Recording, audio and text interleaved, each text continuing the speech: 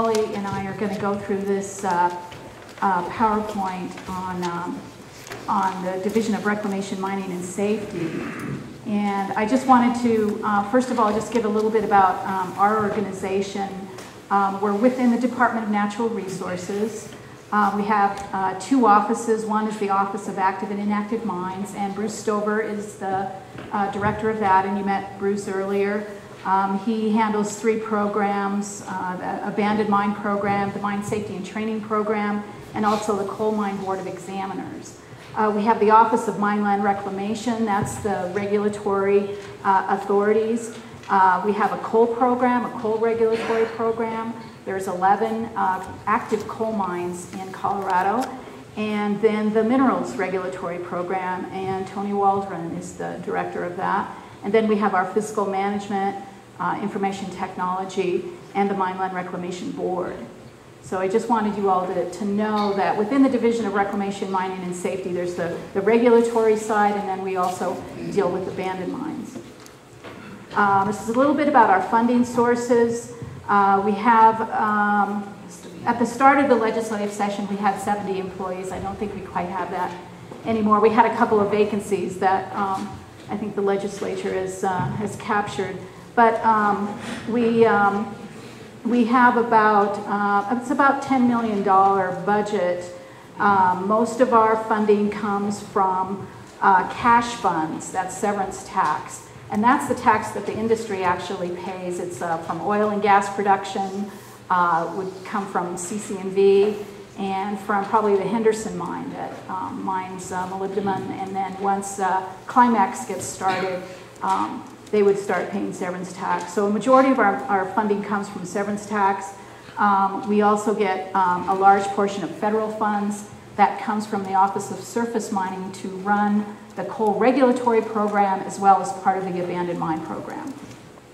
And we also have a small amount of cash fees, and that's from permit fees that operators pay for when we review their permits, and also all mining operations pay an annual fee to keep their permit current.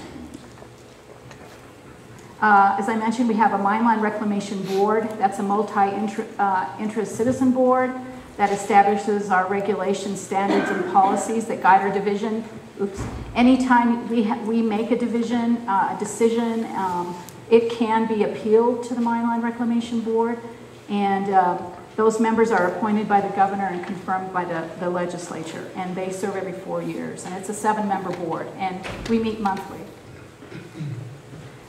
Minerals program is the program we're going to concentrate on right now. There's two legislative authorities. One is for hard rock operations. The other one is for construction materials. So we have two different rules, one for construction materials and one for hard rock. And Wally's going to go into that in a minute. We have the Minerals Regulatory Program, as I said, is the one that we want to kind of focus on.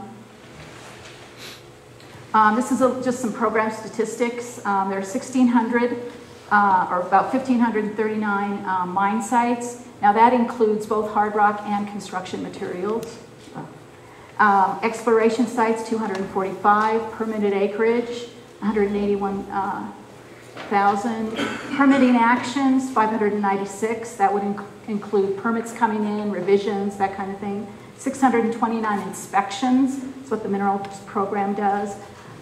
26 enforcement notices. Those would be basically violations where we go out to a mine site and find that they're not following their reclamation plan or mining permit.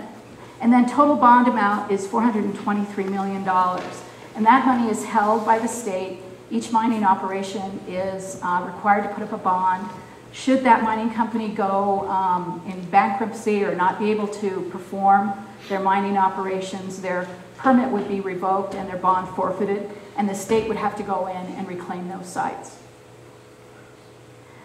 This is just a look at the different kinds of mines that we regulate. It would be, gold operations, sand and gravel operations, quarries, and then the Climax molybdenum mine. Here are all the, basically all of the construction material sites that are in Colorado.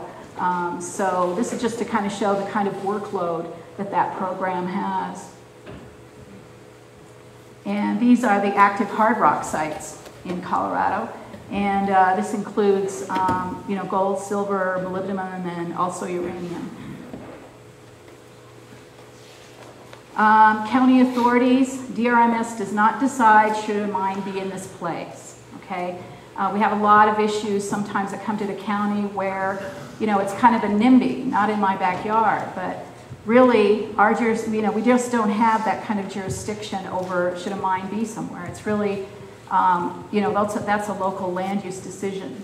So we don't have jurisdiction over noise, dust, traffic, visual impacts, and aesthetics. Those either lie within the county or with some other agency. And counties have the authority to permit all aspects of land use for mining, including location of the mining operations.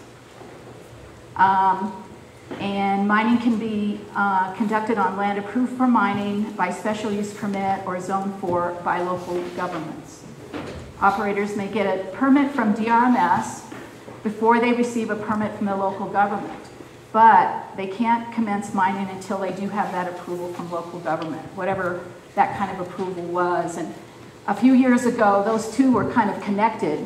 Before you could get a DRMS permit, you had to get approval from the local government, but the legislature disconnected those.